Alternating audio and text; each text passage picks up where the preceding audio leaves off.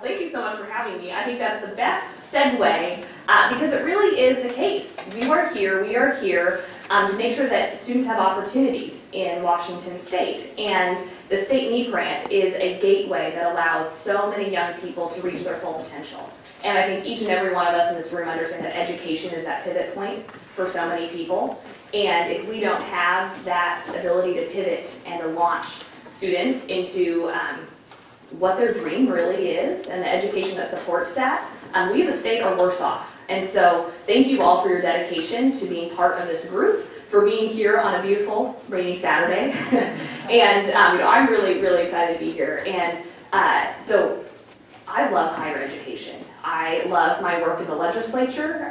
It's so much fun to be a young person serving in Olympia, and it is so much fun to have young people like you come and visit me. And I know several of you have come and been in my office, the last year, 2, 3, 4 even, and I appreciate your involvement. And so today as I talk, I'm going to save some time at the end just for some Q&A, and even to just bouncing off ideas, because I really want this to be an opportunity for us to kind of say, okay, what if I try this with the legislator? And I can say, well, here, tweak this or do this, because I want to be helpful.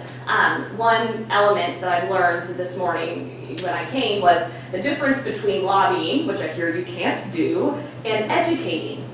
That's a fine line. And I have even mentioned, as a representative, how will I know what's lobbying or educating? Like, that's a really, really tricky spot. And so hopefully we can find kind of that line and guide, to make sure that the legislator is informed about the work and the, I don't know, the phrase that comes to mind is the struggle is real, right? Like to have the legislator understand that this is difficult for students. And when I entered the legislature, I thought people understood that one, the need for higher ed, and two, that legislators understood the challenge students faced. I was woefully wrong. Other legislators did not understand, and I mean this in the nicest way possible, but I remember sitting in the Higher Education Committee on my first year, I think it must have been the first or second week of legislative session, and we're talking that it was an affordability discussion, and someone had mentioned that in the presentation how much tuition costs, being thousands of dollars and then compounded by each quarter, and how much the student debt was for that one student. And behind me, someone goes, oh, that can't be right. And I thought, whoa, you're really not connected. This is completely accurate. And, I've said this probably multiple times to those of you who've heard me, but I think it's really important that tuition, when I went and entered UW, between that time, my freshman year to my graduation, increased 60%. That is a huge percentage increase. And students, my peers, my friends, we are the ones who have borne that burden. And we still carry that burden forward in the form of student debt. And legislators, one of the legislators that doesn't sit on the committee, but him and I were talking about higher education. When he attended school, it was $500 a semester. Can you imagine? And so the reason I share this is because I want you to understand that when you meet with legislators, and as you help others meet with legislators, the experience of the person who's across from you, that legislator, could be vastly different than your own. And it is so critical that you educate them about really what goes on. And it's okay to ask, if or when, Mr. and Mrs. Legislator, when you went to school, how much was your tuition? And then say, well, this is what mine is, or this is what it is at this university versus this university, or community college. Because starting on a foundation, a simple foundation for how expensive college is right now is critical to being able to achieve this movement forward in affordability and moving forward in the state NEED grant. I cannot stress enough how surprised I was when I realized that just legislators don't understand. That leads me to my second piece, and it's really critical that you recognize that you're the expert. So often, people come into my office, and unfortunately, it's intimidating. I get it. You're walking into a state legislator's office, and you can be nervous. But you're the one in the power seat.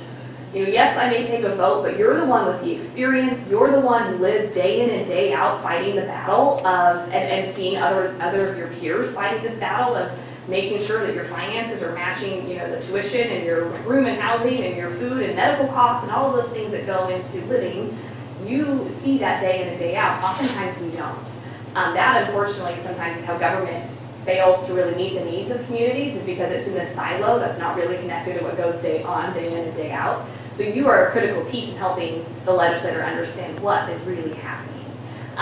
And so I give you kind of this boost of confidence. Go in knowing you are the expert. Do so in a respectful way, but don't shy away from sharing the truth, from sharing what's really going on. I think oftentimes people come in and they want to tell me what I want to hear. That's not going to move the state, or that's not going to move policy forward. We're all adults, and we have an ability to have hard conversations, and they need to be taking place, especially in higher ed. You know, I think oftentimes higher education is seen as a very fluffy policy area in the legislature, and that is not the case. I firmly believe that the investment the state makes in higher education will make or break our future economy. And I don't think the legislature has taken that seriously. I understand we had a recession, but we need to get back to some of those pre-recession investments in higher ed. And I think you are all a key piece to us being able to do that. So, as you're sitting there and meeting with the legislator, yes, tell your story. Tell the story of others that are, around you. I think oftentimes it's critical to show the whole side of higher ed. I think when we talk about oftentimes higher education, we only talk about the cost of tuition and housing. There are other costs that are tied to you attending school and you being successful in school. There is a difference between sitting in a seat and getting a degree that you can put into action in the workforce and be ready for that job. And I think you need to show the entirety, this full umbrella of higher ed, and how the legislature is critical in making sure all of those pieces fit together to create the opportunity for that student. So when you're discussing state need grant, yes, that's only the one element, but say because the student is not having to pay this, they are then able to make these other payments and these other critical investments to make sure their education is the best and highest for them. I think it's also important that if you can, share that personal story that ties to, the struggle you face or struggle someone else has faced. Make it short. Oftentimes when I think about a legislative meeting, you've got 15 minutes, right? So who here has actually met with the legislator? Okay, yeah. So you've got 15 minutes, shortest amount of time, but isn't it amazing how much you can get done in 15 minutes? I sometimes think it's amazing, the really cool ideas that come out of those short meetings. So, you walk in and you want to meet the legislator where they are, nice, good first impression, excited to be there. And I think there is a point where you need to kind of dip down to show this is real, this is hard, this is tricky. But then always rebound with an even higher opportunity to say, but you've got an opportunity to fix this, Mrs. Legislator, and this is what we need you to do. We need you to fully fund the state need grant because this is what it could look like if we do this. I'm a huge optimist. I really see the world with rose-colored glasses, and I will never take those glasses off because it's way more fun, and I think we're way more impactful with rose-colored glasses.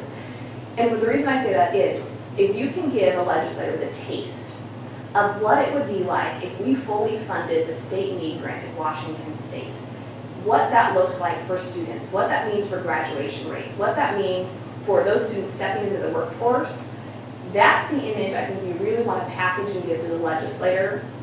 So when we are the ones making those budget decisions and saying, okay, where do we want to invest? We can have the honest conversation of end result. Do we want the end result of these students who've been successful and are able to step into the workforce, or do we want students that are laden with debt and dropping out of school because they can't pay for it and not having really the supports to be able to make it happen? Paint that picture. When you're kind of helping train other people and talking with legislators, one of the concepts we use in a lot of my work as we work with individuals is we say paint a picture with your words. So what you want to do is you want to start with, any artists? I'm a musician, so I don't do art, but I will try my best. So you've got your white canvas, you're going to outline in black, and get the outline of your image, and then you're going to start adding color. You'll add your dark colors and add a little light for some depth and dimension. When you're talking with your legislator, outline the issue, then start to add color. Add the color of your experience, and add a color of someone else's experience, and then show them what this picture could look like if it was fully done and they're hanging on the wall for them to say, we've accomplished this, we've done this for students. That, as you're structuring your conversations, kind of hopefully that will give you a mental image of what to strive for and what to use. when working with legislators, because even if I'm speaking on the House floor, I often say, okay, what's my canvas? What are my outline points? And then how am I going to color this in with something that's going to make an impact?